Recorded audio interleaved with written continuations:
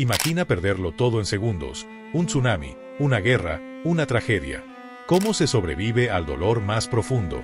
Hoy conocerás a personas que, desde las cenizas, reconstruyeron su alma y su vida. Porque cuando todo parece perdido, la esperanza es lo último que muere.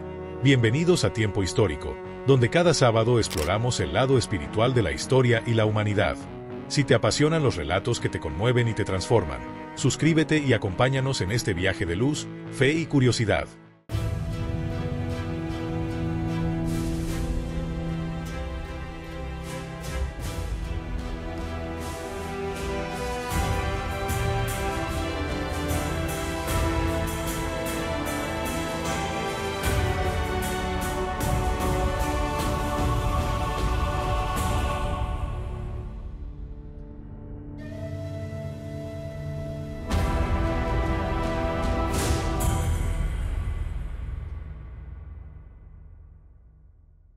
Número 1. Milagro en el asiento 11A, Biswas Kumar Rames. 242 personas abordaron el vuelo Air India AI-171 con rumbo a Londres. Era un día como cualquier otro en Ahmedabad, India. Familias se despedían en la terminal, el sol brillaba sobre la pista, y dentro del Boeing 787 Dreamliner, los pasajeros se acomodaban en sus asientos mientras la tripulación realizaba los preparativos de rutina. Entre ellos iba Biswas Kumar Rames, un hombre británico de ascendencia india, de 40 años, sentado en el asiento 11A, cerca de una salida de emergencia. No había nada inusual en su día. Ningún presagio evidente de lo que estaba por ocurrir. Tan solo pasaron 30 segundos desde el momento en que el avión despegó, cuando todo cambió. Un estruendo sacudió la aeronave. El Boeing comenzó a perder altitud bruscamente. Nadie alcanzó a reaccionar. La torre de control apenas tuvo tiempo de recibir la alerta. El avión, aún en su fase de ascenso, se precipitó con fuerza contra una zona residencial y un hostel donde dormían médicos jóvenes que hacían prácticas en hospitales locales. La explosión fue tan potente que se escuchó a varios kilómetros. Los cuerpos quedaron esparcidos entre los restos del fuselaje. La tragedia fue inmediata. 241 pasajeros murieron en el acto, junto con más de 30 personas que se encontraban en tierra. Fue el primer accidente fatal registrado de un Boeing 787 Dreamliner, y uno de los peores desastres aéreos en territorio indio en los últimos 20 años. Pero entre todo ese caos, entre la confusión, el fuego y la destrucción, ocurrió lo inesperado. Los rescatistas, al llegar a la escena, comenzaron a buscar señales de vida. Lo que encontraron fue casi imposible de creer. Entre una sección apenas colapsada del fuselaje, bajo restos retorcidos del ala izquierda, un hombre cubierto de sangre y polvo emergía por sí solo. Cojeando, tambaleándose, con la ropa destrozada y heridas visibles en el rostro, salió arrastrándose entre los hierros. Se trataba de Biswas Kumar Rames. Los bomberos y paramédicos se sorprendieron al verlo. Estaba vivo, consciente, respirando. Las primeras palabras que dijo fueron de confusión. ¿Dónde estoy? ¿Qué pasó? No sabía si lo que vivía era un sueño o una pesadilla. Biswas fue trasladado de inmediato al Hospital Civil de Ahmedabad. Allí, mientras le trataban cortes profundos, contusiones y quemaduras superficiales, comenzó a recuperar lentamente la noción de lo que había ocurrido. Lo único que recordaba con claridad era el sonido. Ese estruendo brutal. Y luego, el silencio. Mientras los medios del mundo cubrían la tragedia, y los titulares hablaban de la devastación del vuelo AI-171, una nueva palabra comenzó a repetirse en cada portal: milagro. Biswas era el único sobreviviente. La prensa comenzó a indagar. ¿Cómo fue posible que una sola persona sobreviviera? Las investigaciones revelaron que la ubicación de su asiento, junto a la salida de emergencia, había sido determinante.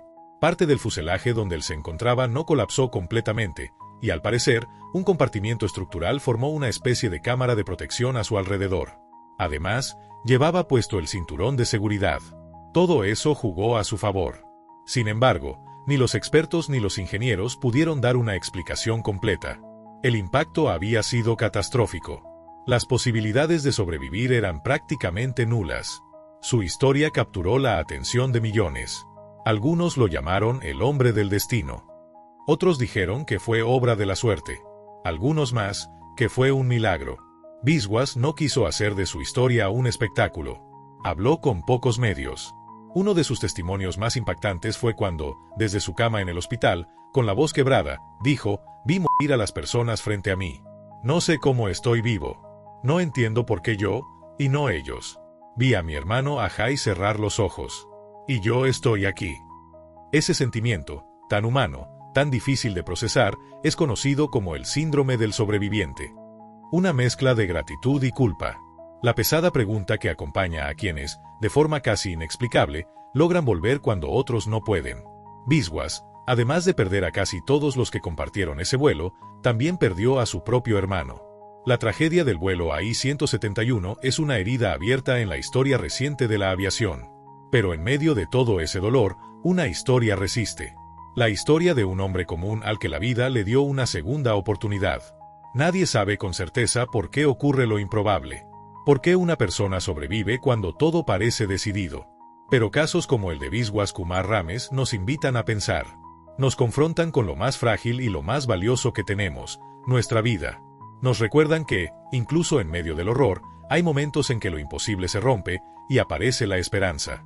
Y tal vez no se trata de buscar respuestas. Quizá, como Biswas, solo debemos aprender a agradecer por seguir aquí, por tener una nueva oportunidad, por poder mirar el cielo, respirar profundo y saber que la vida, aunque a veces se quiebra, también sabe renacer. ¿Y tú? ¿Qué harías si el mundo te diera otra oportunidad? ¿Aprovecharías cada instante como un regalo?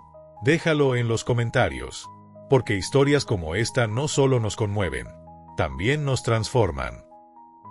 Número 2. Bahía Bakari, la niña que sobrevivió al océano. En una madrugada del 30 de junio de 2009, el vuelo Yemenia 626, un Airbus A310, se aproximaba al aeropuerto de Moroni, en las Comoras. A bordo viajaban 153 personas, provenientes principalmente de París, muchas de ellas de origen comorense. Entre ellos estaba una adolescente de 12 años llamada Bahía Bakari, quien volaba con su madre para pasar las vacaciones de verano en las islas. El avión entró en pérdida aerodinámica durante la aproximación, debido a errores en los mandos de vuelo, y se estrelló en el Océano Índico. La aeronave cayó a aproximadamente 8 kilómetros de la costa y, con una devastadora pérdida de altitud y contacto, el impacto fue fatal, murieron 152 personas. Solo un alma quedó a la deriva en medio de la tragedia. Esa superviviente fue Bahía, quien emergió de entre los restos del avión, ahora convertidos en un inmenso iceberg flotante en medio del océano.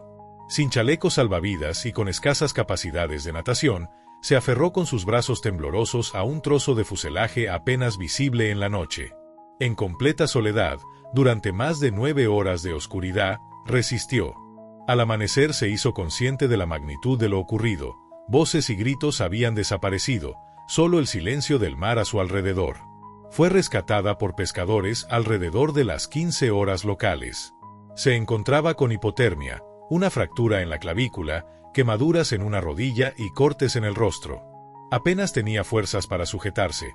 Un pescador, Sed Abdilai, se lanzó al agua con un salvavidas y con gran esfuerzo logró subirla a la lancha. Allí le ofrecieron agua tibia con azúcar para reanimarla. Cuando ingresó al hospital de Moroni, estaba en estado de shock, pero consciente. Preguntó por su madre, aún no sabía que había perecido. Durante los primeros días no podía abrir bien los ojos debido a la conmoción y las heridas, y tuvo que ser informada con delicadeza. Días después fue trasladada en un avión del gobierno francés a París. Llegó al aeropuerto Le Bourget y se reencontró con su padre, Kassim Bakari. La prensa internacional la llamó la Niña Milagro o la superviviente del Yemenia, y su llegada generó una conmoción en Francia. El ministro de Cooperación, Alain Joyandet, declaró claramente: «Es un milagro. Su supervivencia es un mensaje de esperanza para el mundo».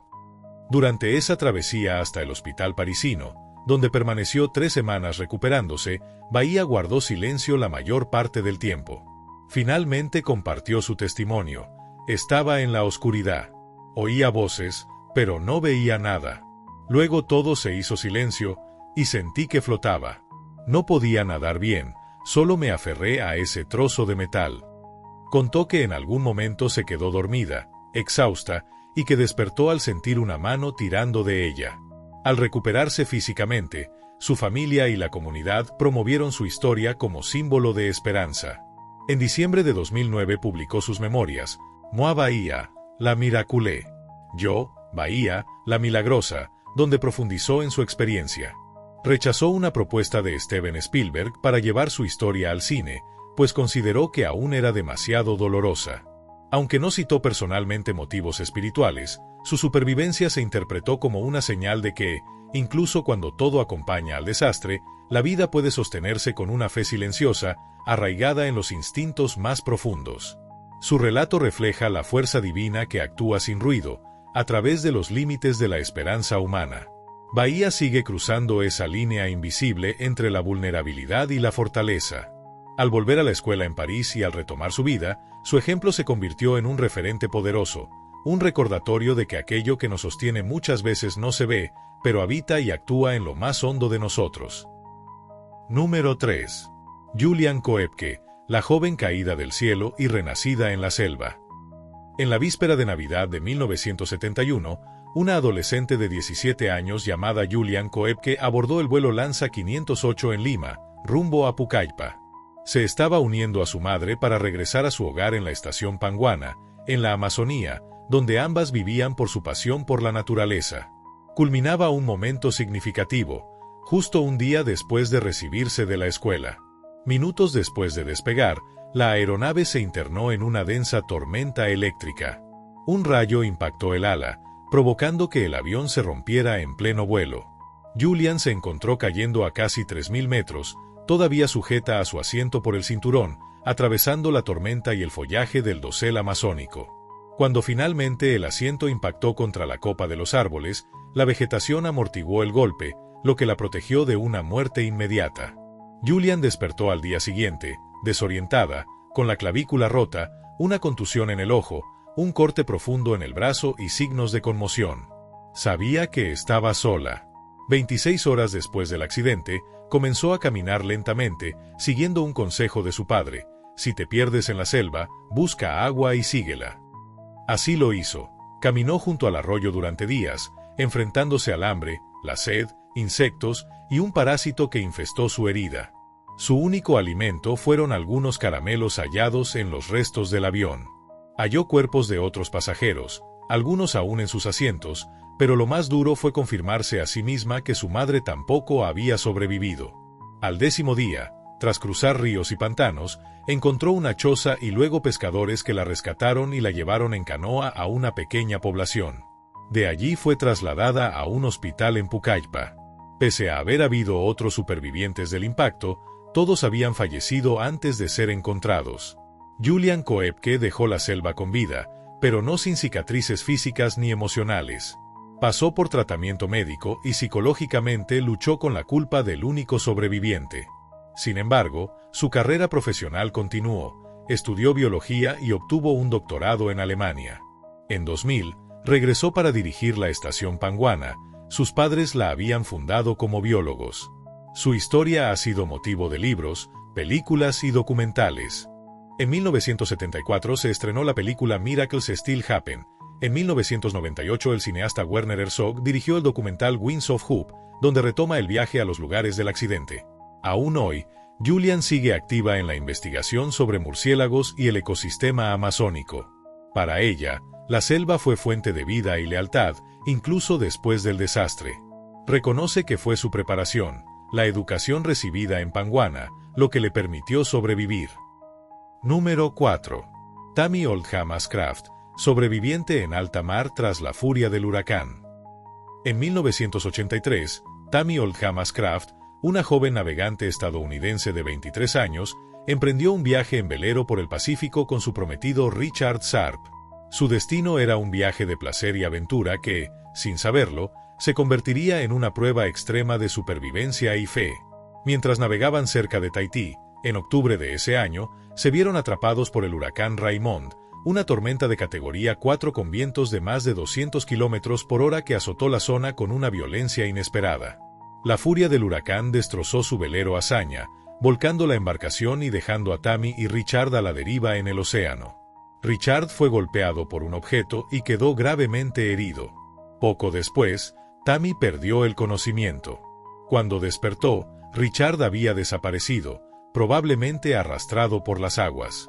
Con la embarcación seriamente dañada, sin comunicación y provisiones suficientes, Tammy se encontró sola en medio del océano, enfrentando la incertidumbre, el miedo y la necesidad imperiosa de sobrevivir. Usando sus conocimientos de navegación y mecánica, logró reparar parcialmente el velero y mantenerlo a flote. Durante 41 días, navegó más de 1.500 kilómetros, enfrentándose a tormentas, olas gigantes y el agotamiento extremo. Para mantenerse viva, Tammy usó los pocos recursos disponibles, recolectaba agua de lluvia, racionaba alimentos y se enfrentaba a la soledad profunda, en la que la esperanza y la fuerza espiritual fueron su mayor sustento. Finalmente, el 30 de noviembre de 1983, fue rescatada cerca de las Islas Hawaianas, agotada pero viva. Su historia fue un testimonio inspirador de resistencia humana, fe y la voluntad de no rendirse. Tammy ha contado su experiencia en entrevistas y en su libro Red Sky in Mourning, Cielo Rojo en Duelo, donde relata cómo su determinación, habilidades y espiritualidad la ayudaron a superar la prueba más dura de su vida. Su relato no solo impacta por la aventura y el dramatismo, sino porque muestra cómo la esperanza y la conexión con algo más grande pueden dar fuerza en los momentos más oscuros. Número 5. José Salvador Alvarenga, el náufrago que desafió el océano durante 438 días. En noviembre de 2012, José Salvador Alvarenga, un pescador salvadoreño de 37 años, partió desde la costa de México junto con su primo Ezequiel Córdoba en un pequeño bote pesquero, con la intención de realizar una travesía rutinaria de pesca para ganarse la vida. Sin embargo, lo que comenzó como una jornada más en alta mar se transformó en una odisea que desafiaría todos los límites humanos. Durante su trayecto en el Océano Pacífico, el pequeño bote fue atrapado por una violenta tormenta que azotó la zona. La fuerza del viento y las olas provocaron que perdieran el rumbo y la comunicación con la costa. La embarcación quedó completamente a la deriva, sin posibilidad de ayuda ni señal de rescate. En los días posteriores, las condiciones se tornaron cada vez más adversas. Ezequiel Córdoba, el compañero de José, falleció a causa del hambre y la deshidratación, dejando a José completamente solo en medio del vasto océano. Sin embargo, José Salvador no perdió la esperanza. Con gran fortaleza mental y un conocimiento profundo sobre pesca y supervivencia, se mantuvo vivo durante 438 días navegando sin rumbo en un bote pequeño, enfrentando tormentas, el sol abrasador, la escasez de agua potable y alimento. Durante este tiempo, aprendió a cazar tortugas marinas, peces y aves marinas, y a recolectar agua de lluvia con utensilios improvisados para mantenerse hidratado. También ingirió medusas, que aunque dolorosas, le proporcionaban líquidos necesarios. La soledad fue uno de los mayores desafíos, largos meses sin ver a nadie, con solo el mar y el cielo como compañía. José menciona en entrevistas que, para no caer en la desesperación, hablaba consigo mismo y rezaba constantemente, manteniendo una fuerte conexión espiritual que le dio fuerzas para continuar. Finalmente, el 30 de enero de 2014, tras casi 15 meses a la deriva, fue rescatado por pescadores en la costa de la isla de Tulum, en México. Su aparición fue un milagro para la comunidad local y un fenómeno a nivel internacional. Cuando llegó a tierra, estaba extremadamente deshidratado, delgado y débil, pero con vida. Su historia conmovió al mundo, demostrando el poder de la resistencia humana, la esperanza y la fe en medio de circunstancias extremas. José Salvador Alvarenga ha declarado en diversas entrevistas que fue su fortaleza interior y su conexión espiritual con Dios lo que le permitió sobrevivir a una experiencia que parecía imposible de superar. Su relato ha inspirado libros, documentales y estudios sobre supervivencia. Este caso no solo es un testimonio de la tenacidad humana, sino también un ejemplo profundo de cómo la esperanza y la fe pueden sostenernos aún en las pruebas más duras, cuando todo parece perdido. En cada una de estas historias, el dolor fue inmenso, pero la esperanza fue mayor. A veces, la vida golpea tan fuerte que uno siente que no podrá levantarse. Y sin embargo, muchos lo hacen. Porque dentro de cada alma humana, hay una llama que, si no se apaga, puede encender el mundo entero. Si estás pasando por un momento difícil, recuerda esto, la historia aún no ha terminado. Respira, resiste y sigue. ¿Te conmovió alguna historia? Cuéntame en los comentarios cuál tocó más tu corazón. Si conoces a alguien que necesita un poco de esperanza, comparte este video con él.